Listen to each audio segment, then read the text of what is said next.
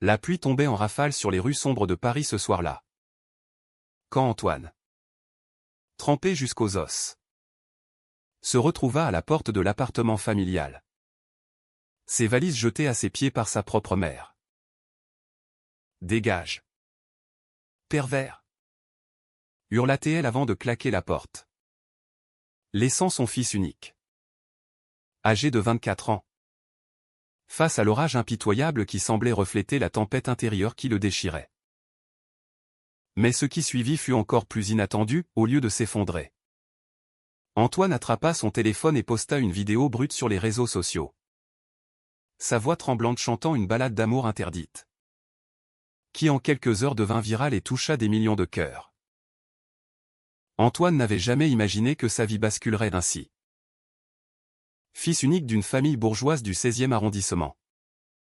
Il avait grandi dans le confort d'un appartement haussmannien, entouré de l'amour possessif de sa mère, Claire, une professeure d'histoire à la retraite, veuve depuis 10 ans.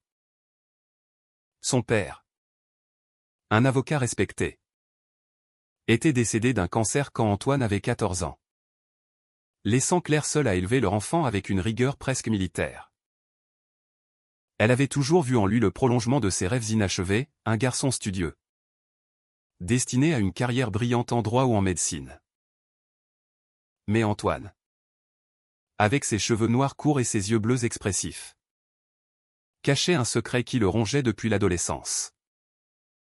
Tout avait commencé à l'université, où il étudiait la musique au Conservatoire de Paris.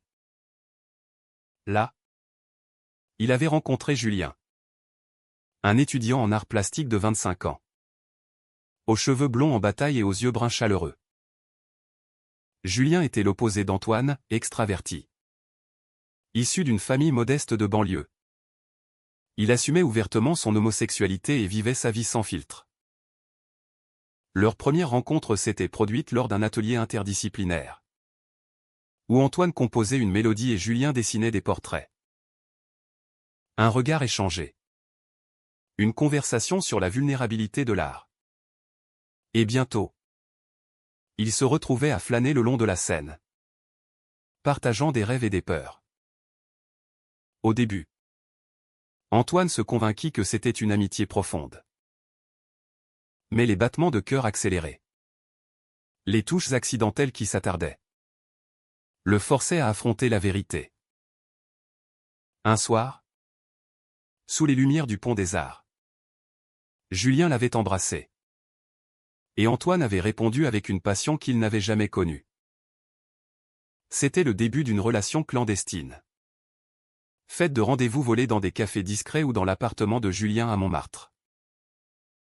Antoine se sentait vivant pour la première fois. Mais la culpabilité le hantait. Comment avouer cela à sa mère, qui passait ses dimanches à l'église et votait pour des partis conservateurs? Elle avait souvent exprimé son dégoût pour ces modes déviantes, comme elle les appelait.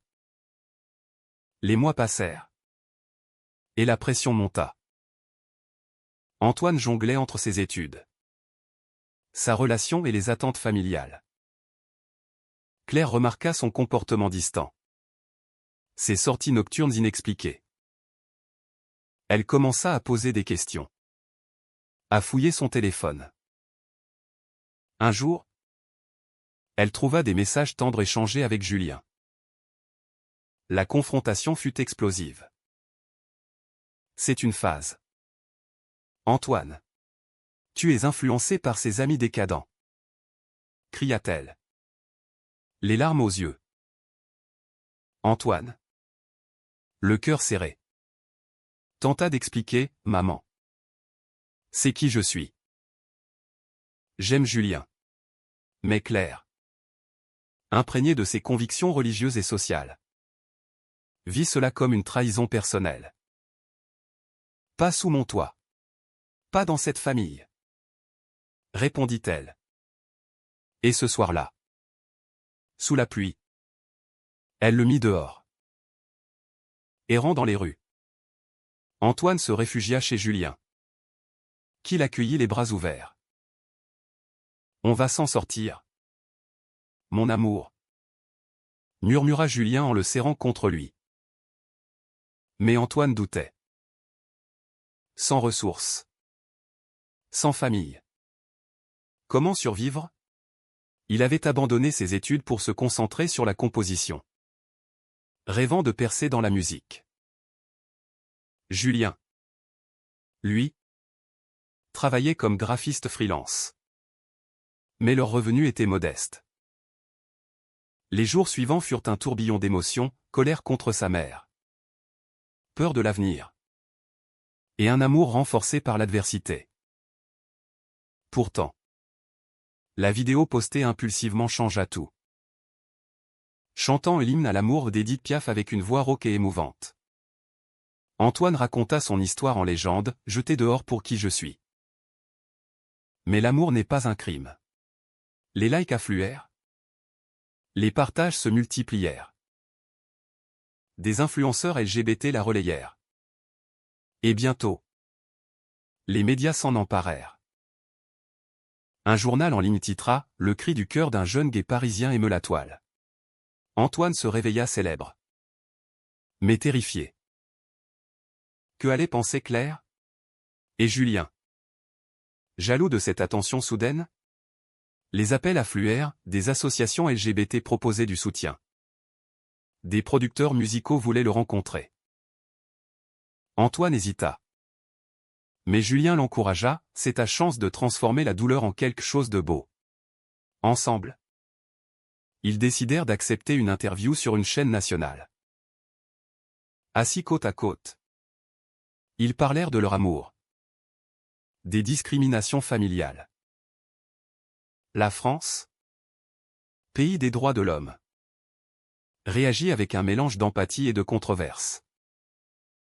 Des commentaires haineux pullulaient en ligne. Mais aussi des messages de soutien de jeunes dans la même situation. Claire, de son côté, vivait un enfer intérieur. Seule dans son appartement vide, elle relisait les lettres de son mari défunt, se demandant où elle avait échoué. Ses amies conservatrices la félicitaient pour sa fermeté. Mais au fond d'elle, le doute s'insinuait. Était-ce vraiment un péché? Ou avait-elle sacrifié son fils pour des principes rigides? Un soir, elle alluma la télévision et vit Antoine chanter en direct. Sa voix, si familière, la transperça. Les larmes coulèrent. Mais elle éteignit l'écran, refusant d'affronter la réalité. Antoine, propulsé sous les projecteurs, commença à composer des chansons sur l'identité et l'acceptation. Julien le soutenait. Mais des tensions émergèrent. Julien se sentait relégué au second plan. Comme un accessoire dans l'histoire d'Antoine. C'est ton moment. Mais nous dans tout ça? Demanda-t-il un soir après une dispute. Antoine, épuisé par les interviews, répondit, c'est pour nous. Pour tous ceux comme nous. Mais au fond, il se demandait si la célébrité naissante n'allait pas les détruire. La société française. Divisée. Débattie, les uns voyaient en Antoine un symbole de progrès. Les autres une menace aux valeurs traditionnelles. Des manifestations anti-LGBT surgirent, citant son cas comme exemple de propagande. Antoine reçut des menaces, forçant Julien à installer des verrous supplémentaires. Pourtant, il persévéra, signant un contrat avec une maison de disques. Son premier single, Pluie d'amour, grimpa dans les charts, racontant son expulsion sous la pluie. Claire, hantée, contacta secrètement une thérapeute. J'aime mon fils, mais je ne peux pas accepter ça, confia-t-elle. La thérapeute la questionna, et si l'amour était plus fort que les dogmes? Claire rentra chez elle, confuse. Et pour la première fois, chercha des témoignages en ligne. Elle tomba sur la vidéo d'Antoine. Et écouta vraiment les paroles. Son cœur se serra, c'était la voix de son petit garçon. Transformé par la souffrance qu'elle avait causée. Les semaines suivantes furent un tourbillon pour Antoine. Son single Pluie d'amour atteignit le top des classements. Et il fut invité à des talk shows où il défendait les droits LGBT avec une éloquence surprenante. Julien. Toujours à ses côtés. Gérait les réseaux sociaux. Postant des photos de leur quotidien pour humaniser leur couple. Mais derrière les sourires, les fissures s'agrandissaient. Julien se sentait invisible, les gens t'aiment pour ton histoire. Mais moi, je suis juste le copain.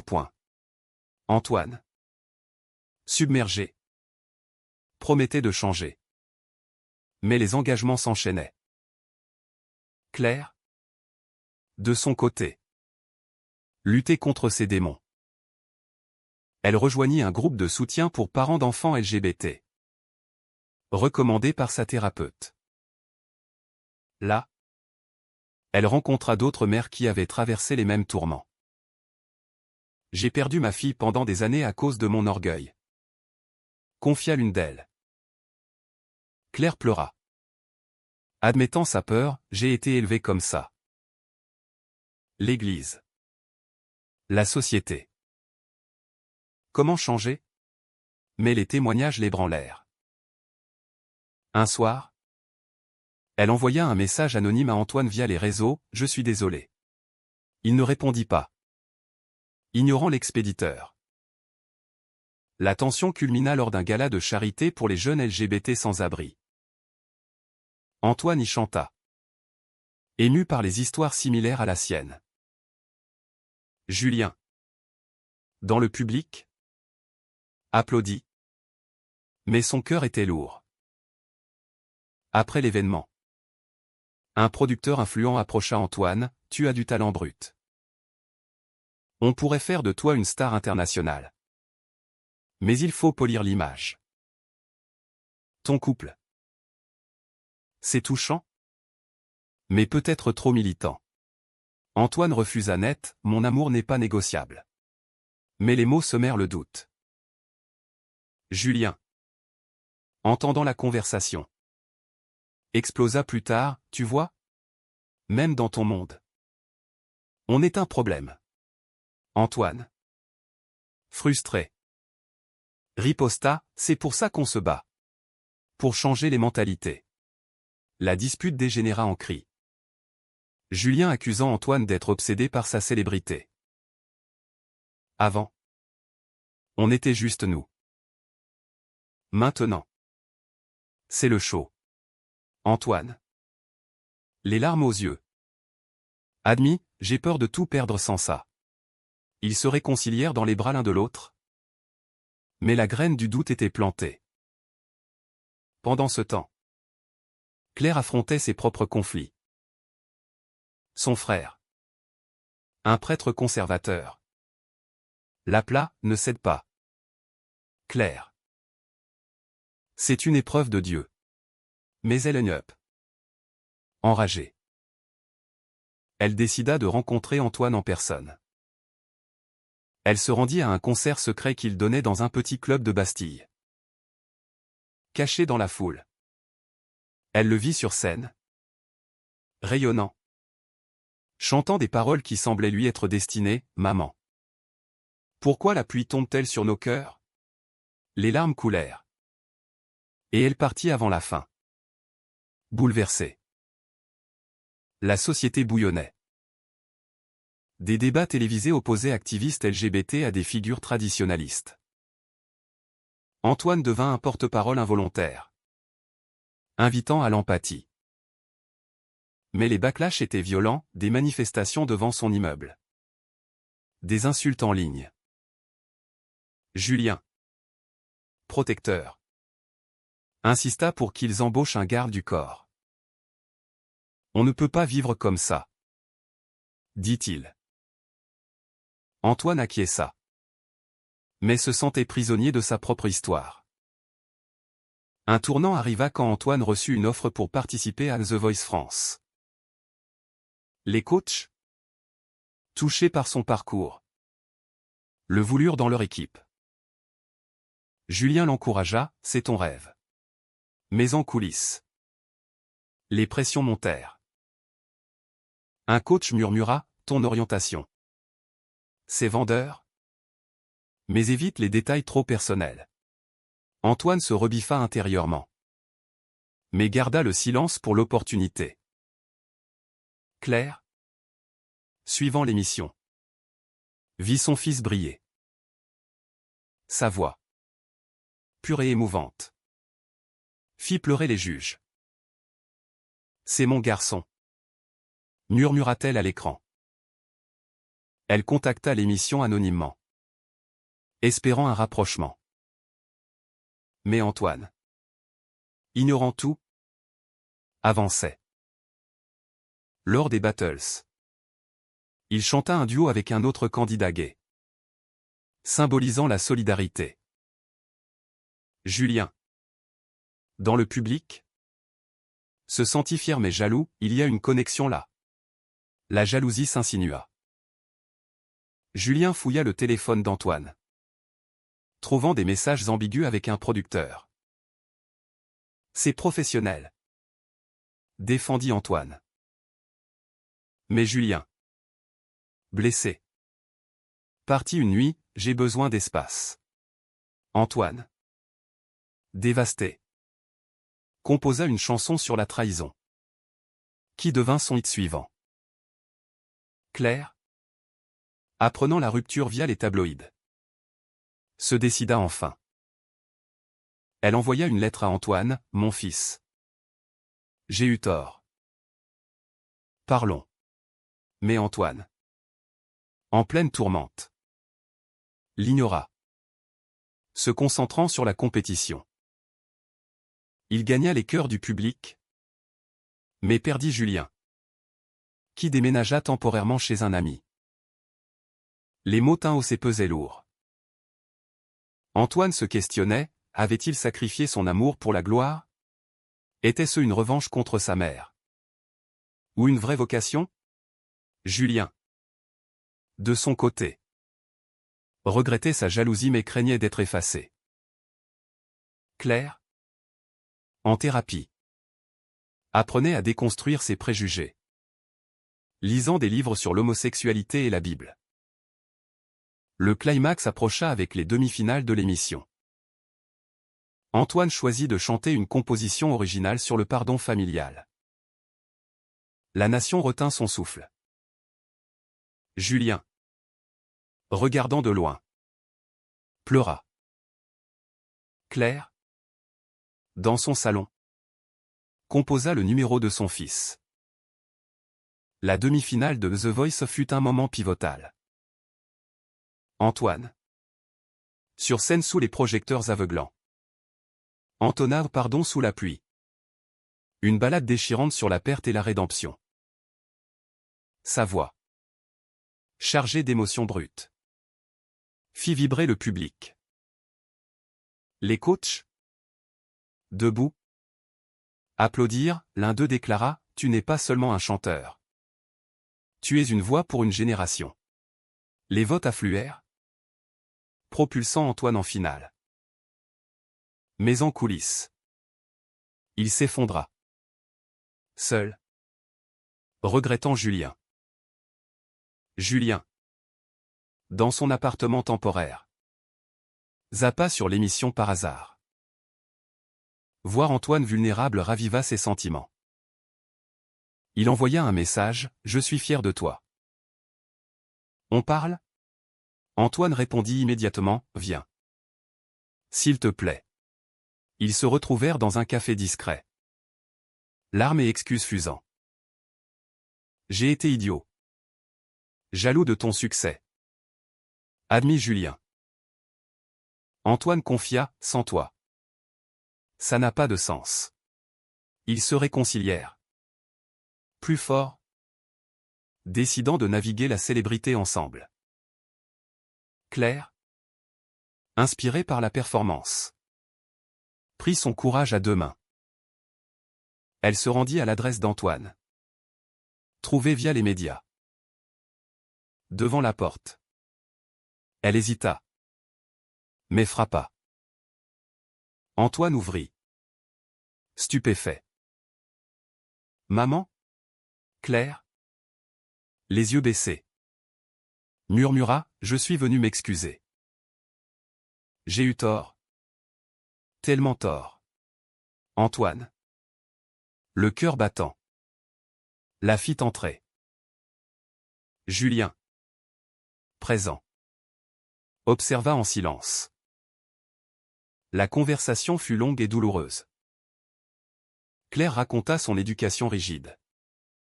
La perte de son mari qui l'avait rendue protectrice à l'excès. J'avais peur pour toi. Dans ce monde cruel. Antoine partagea sa souffrance, tu m'as jeté dehors comme un déchet. Ça m'a brisé. Julien intervint doucement, mais on peut reconstruire. Claire pleura. Serrant son fils pour la première fois depuis des mois. Je t'aime tel que tu es. Pourtant. Le pardon n'était pas immédiat. Antoine imposa des conditions, thérapie familiale. Acceptation publique. Claire accepta. Rejoignant des associations pour mieux comprendre. La société.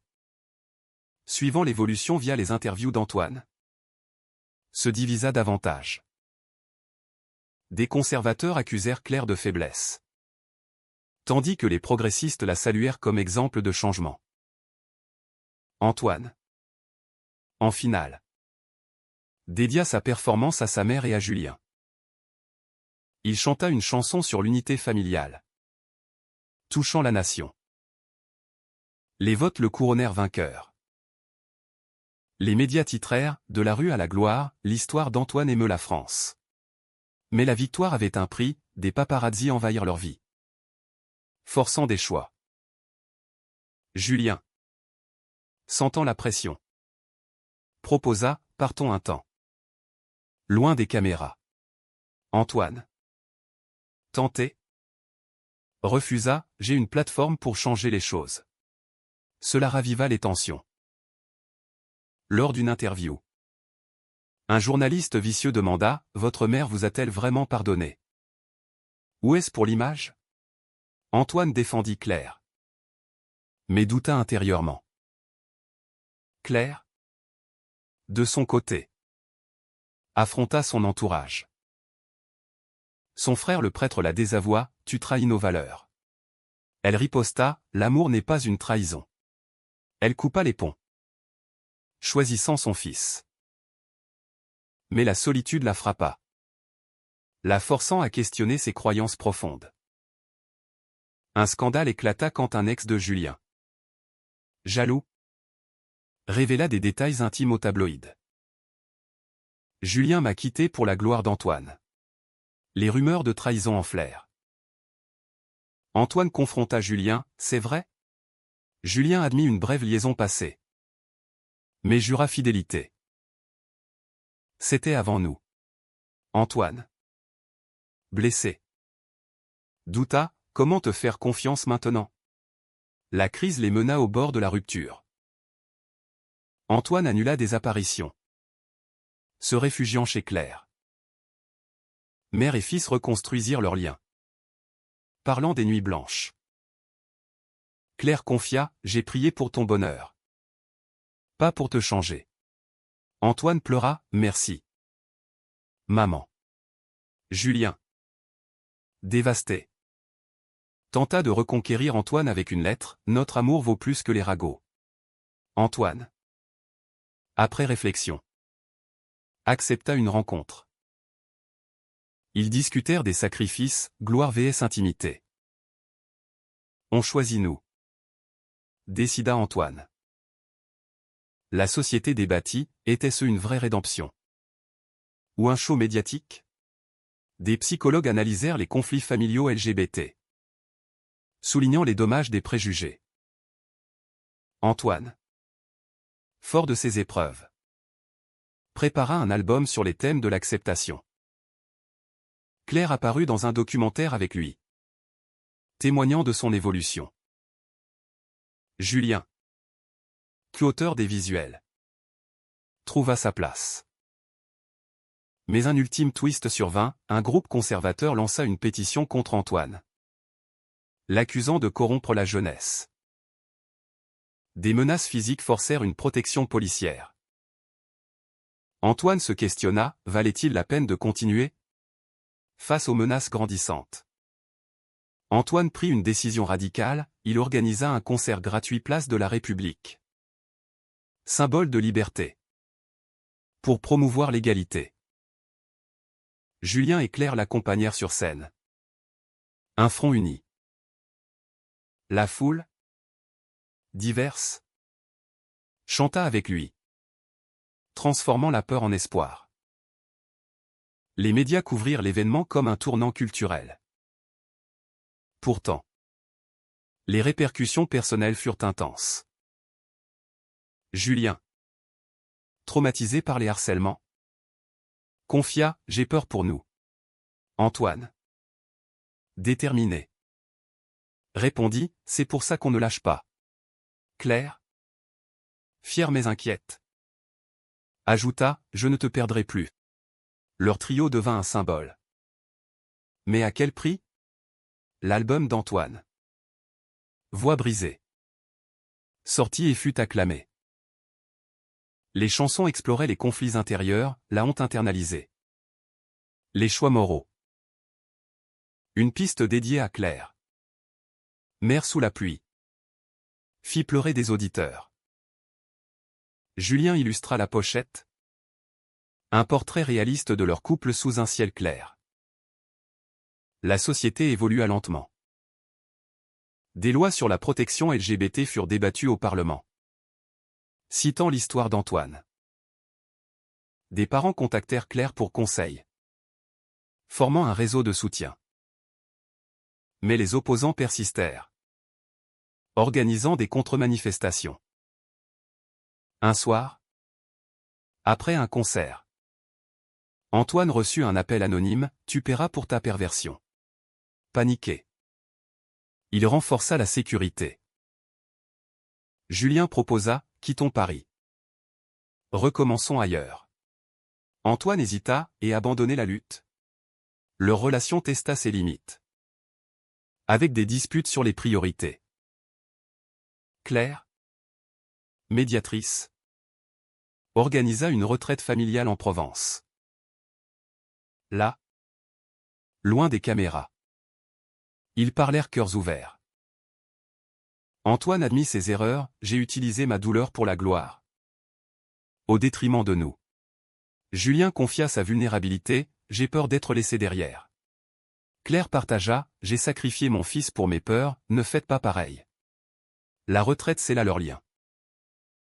Antoine décida de ralentir, moins de tournées, plus de vie privée. Il fonda une association pour jeunes LGBT rejetés, avec Claire comme ambassadrice. Julien, inspiré, exposa des œuvres sur l'identité queer. Mais un dernier conflit surgit. Un documentaire révéla des détails sur le passé de Claire, des dons à des groupes anti-LGBT. Les médias l'attaquèrent, hypocrisie. Antoine défendit sa mère, elle a changé. Claire affronta, j'ai eu tort. Et je le paie chaque jour. La controverse testa leur unité. Julien douta, et si elle rechute? Antoine répondit, le pardon est un choix quotidien. Ils surmontèrent. Plus résilients. Des mois plus tard, Antoine chanta à l'Olympia, avec Julien et Claire dans les loges. Sa voix, mature, émouvait toujours. La nation, touchée, réfléchit sur ses propres préjugés. À la fin, Antoine posa une question au public, l'amour vrai mérite-t-il tous les sacrifices? Ou y a-t-il des limites que l'on ne devrait pas franchir? Cette interrogation, laissée en suspens, invita chacun à juger.